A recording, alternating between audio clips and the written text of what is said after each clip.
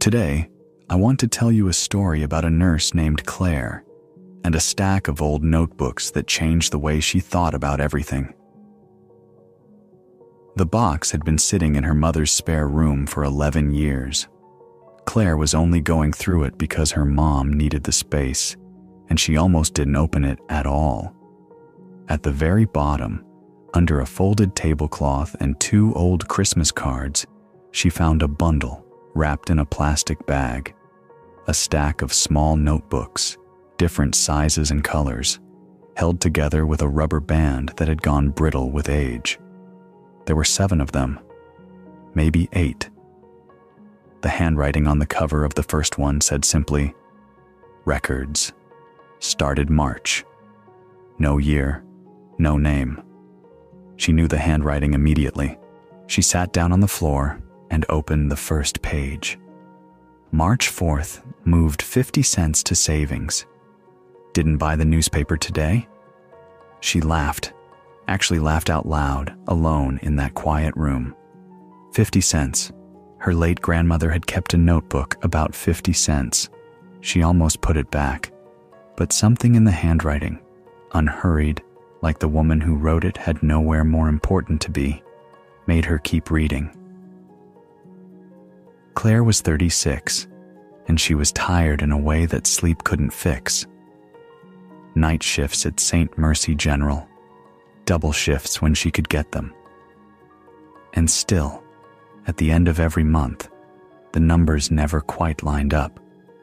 Student loans from nursing school, a car payment shed stretched too thin, and a credit card balance she'd been meaning to deal with next month, a promise to herself that had somehow survived 3 full years without being kept.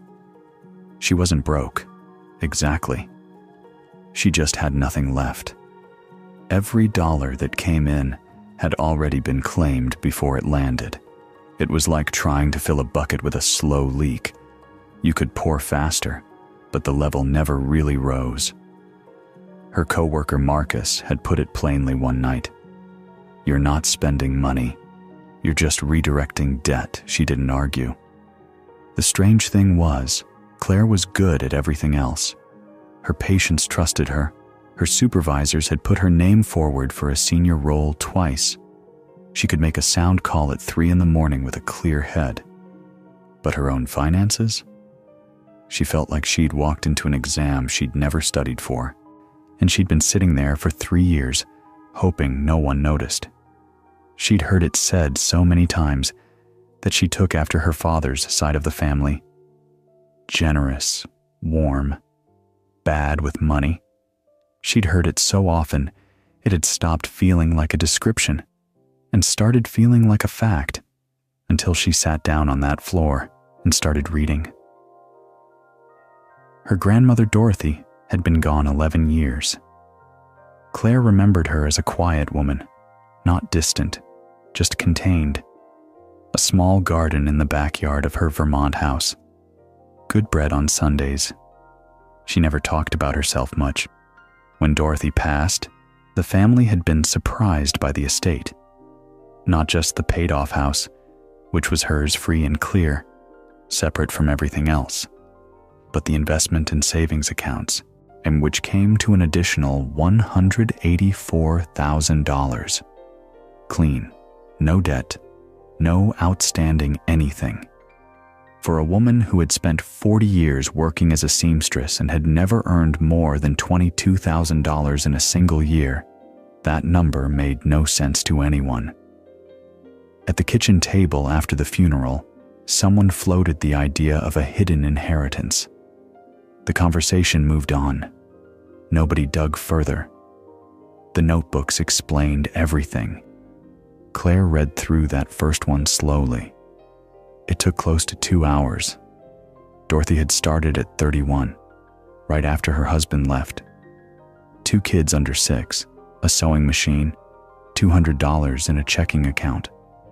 There was no cushion, no safety net, no family money behind her. The first entries were so small they almost seemed pointless. March 4th, moved 50 cents to savings, didn't buy the newspaper today. October 12th, saved $1, 25, made soup at home instead of buying lunch. November 3rd, put $3 in the jar, said no to the church raffle tickets, felt a little guilty, not for long. December 28th, jar has $31 in it, opened a savings account at the bank, felt like a real person. That last line stopped Claire cold, felt like a real person. She read it again, and something in her chest pulled tight. The amounts in the notebook grew slowly as she turned the pages. Not because Dorothy's income jumped, her wages stayed modest for decades, but because she got sharper at seeing the gaps, the small choices that drained money without giving much back. Over the years, a habit that looked almost trivial at the start had quietly grown into something no one in the family had anticipated. Dorothy hadn't done anything sophisticated. In the early years, she'd put small amounts into U.S. savings bonds, no minimums, no brokerage fees, easy to buy at the post office on a seamstress's budget. Through the late 80s, she used bank CDs when interest rates were high enough to actually reward patience. It wasn't until the mid-90s, when she had enough accumulated to clear a basic threshold, that she moved anything into a simple index fund. One step at a time. Each step only taken when the previous one had done its job. None of it required a broker. None of it required a plan more complicated than move something every month, no matter what. In the notebooks, Dorothy never gave it a formal name. She just called it her 1% habit. Always moving at least 1% of whatever came in, no matter what the month looked like. On a $900 month, that was $9. On a $2,100 month, that was $21. Small enough that it didn't crack the budget. Steady enough to build something real over decades. There was one entry from 1,987, tucked between a note about the dryer breaking down and a reminder to call the school, that Claire read twice. Some weeks I feel like I'm bailing out a sinking boat with a teacup, but I figure a teacup is better than just watching it flood. She sat with that for a while. Claire didn't try to overhaul anything overnight. That was the key decision, and she almost missed it. She'd tried the big resets before. January spreadsheets that lasted 2 weeks. Budgeting apps Shed downloaded with genuine enthusiasm and quietly deleted before spring. Financial podcasts Shed absorbed during night shifts and failed to act on by Sunday. None of it had lasted, because all of it required her to become a completely different person, starting immediately. That's a tall order, and she'd been failing it on schedule. This time she did exactly what Dorothy had done. She opened a second bank account, separate, slightly inconvenient to access on purpose, and set up an automatic transfer of 1% of her monthly take-home on payday. Her take-home was around $3,200 a month. 1% was $32. On $32, her friend Naya tried to be supportive. $32 isn't going to do much, though, is it? Not this month, Claire said. That's sort of the point. The first 3 months were quiet. No visible results, nothing to show anyone. But she started noticing small choices. Not obsessing, just noticing. At the end of a long shift, she'd reach for the vending machine and pause for a second. Is this what I actually want? Or am I just on autopilot? Sometimes she bought it anyway, but sometimes she didn't, and she'd move that $2, $50 manually, just because it felt like keeping score in a game only she was playing. By month 4, a small shift differential raise came through. Not much, but something. She bumped the automatic transfer to $65. By month 11, on steady overtime, had pushed it to $130. The foundation was the same one Dorothy had laid.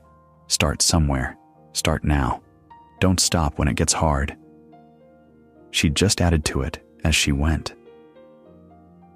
6 months in, her car needed a repair. $740.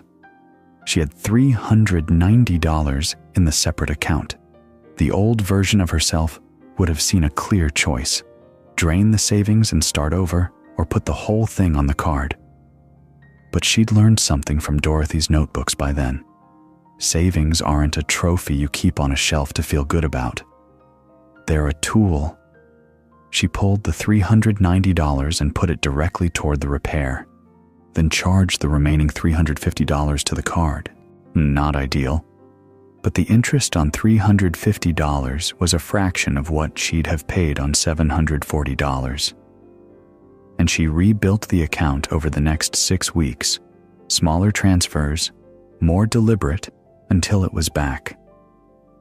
Her grandmother had a note from 1991 she'd thought about when making that call. Just one line: roof needed patching. Used the jar money, rebuilt it over 3 months. That's what it's for. The jar was for using. The habit was for rebuilding. Those two things together were the whole lesson. 18 months after she found the notebooks, Claire had $1,600 in that separate account. To some people, that number sounds modest, but Claire hadn't had a single dollar in savings, not one that wasn't already assigned to something else, in over 4 years. $1,600 was $1,600 more than zero. For her, that wasn't a small thing. More than the number, the habit had held. Through the car repair, through a medical bill in October, through Christmas. Every moment that had previously been her reason to quit came and went, and she was still going. She started mentioning it at work the way you'd mention anything that was working. I just move 1% automatically every payday and leave it alone. A few people were curious. One of them, a 28-year-old named Pete, who was balancing part-time shifts with finishing his degree, texted her 2 weeks later. Started at $18 a month. Feels almost pointless. I still doing it. She wrote back, "That's exactly how it should feel at the beginning. Don't stop." What Claire hadn't expected was how the story she told about herself had changed. She'd spent years introducing her relationship with money as a personal flaw, just the way she was wired, nothing to be done about it. But somewhere around month 10, she noticed she'd stopped saying it. Not because she'd become a financial expert, but because the evidence no longer supported the story. Bad with money doesn't describe someone who kept a separate account running for 18 months through a car repair and a medical bill and Christmas. That description just didn't fit anymore. The notebooks hadn't given her a formula. They'd shown her a woman who started from less in harder circumstances and had simply decided that a teacup was enough to begin. Dorothy never got rich. Let's be clear about that. She didn't retire somewhere warm or leave her grandchildren a trust fund. She worked with her hands her whole life, raised 2 kids mostly alone, and was still clipping grocery coupons into her 70s. But she died without owing anyone a cent. She left something real behind. Not just the house, but a $184,000 nest egg built from $9 here, $21 there, across 4 decades of quiet consistency. There's an old saying, the best time to plant a tree was 20 years ago. The second best time is today. Dorothy planted hers at 31 with a dollar store notebook and 50 cents. Claire planted hers at 36, are on a cold floor with a bundle of old notebooks in her lap. The amounts were different. The starting points were different. But the principal doesn't care about any of that. It just needs to be started. Claire still has the bundle. She keeps the first notebook in her locker at St. Mercy, next to her stethoscope.